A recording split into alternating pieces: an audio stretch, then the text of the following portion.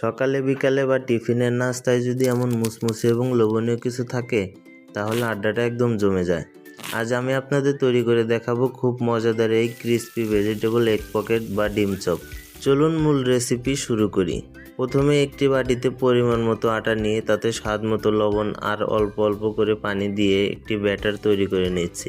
খেয়াল রাখবেন ডোটা যেন খুব বেশি পাতলা না হয় আবার খুব বেশি ঘনও না হয়, ঠিক এরকম মাঝারি রাখতে হবে। এবার ভেতরে স্টাফিং তৈরির পালা।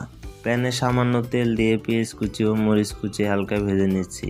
এরপর দুটো ডিম ভেঙে দিয়ে তাতে লবণ, হলুদের গুঁড়ো আর সামান্য মরিচের গুঁড়ো দিয়ে ঝুরি ঝুরি করে ভেজে নিচ্ছি। ব্যাস, আমাদের দারুণ স্বাদের স্টাফিং রেডি। এখন রুটি বানানোর জন্য প্যানে সামান্য একটু তেল ব্রাশ করে আগে থেকে গুলিয়ে রাখা ডোটা দিয়ে দিলাম। প্যানটা ঘুরিয়ে গোল করে মাঝারি সাইজের একটি রুটি বানিয়ে নেব। খুব বেশি সময় ভাজার দরকার নেই, হালকা একটু সিদ্ধ হয়ে এলেই হবে। রুটিটা নামিয়ে রেখে আরেকটা রুটি বানাতে দিয়ে দিলাম। এবার রুটির ঠিক মাঝখানে আমাদের তৈরি করে রাখা ডিমের স্টাফিং দিয়ে দিচ্ছি। এবার ভাঁজ করার পালা। প্রথমে ডান পাশ থেকে এবং তারপর বাম পাশ থেকে ভাঁজ করে দেব। সবশেষে উপরের অংশে ভাঁজ করে নিচের অংশে একটু সামান্য কাঁচা আটা গোলা লাগিয়ে সিল করে দিচ্ছি। এতে করে ভাজার সময় স্টাফিংটা আর বেরিয়ে আসবে না। নাস্তাগুলো আরও ক্রিস্পি করার জন্য আমি গুলানো আটা দিয়ে চপগুলো মাখিয়ে নিচ্ছি। এরপর আগে থেকে গুঁড়ো করে রাখা টোস্ট বিস্কুট দিয়ে খুব ভালো করে কোট করে নিচ্ছি। দুই হাত দিয়ে হালকা চেপে চেপে বিস্কুটগুলো চারদিকে লাগিয়ে নিতে হবে।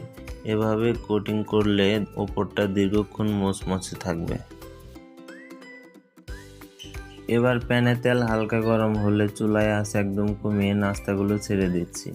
মনে রাখবেন, চুলায় আঁচ কিন্তু একদম বাড়ানো যাবে না। লো ফ্লেমে সময় নিয়ে ভাজলে ভেতরটা যেমন ভালোভাবে হবে, উপরটাও হবে গোল্ডেন ক্রিস্পি। তাড়াহুড়া করলে উপরটা পুড়ে যাবে কিন্তু ভেতরটা কাঁচা থেকে যাবে।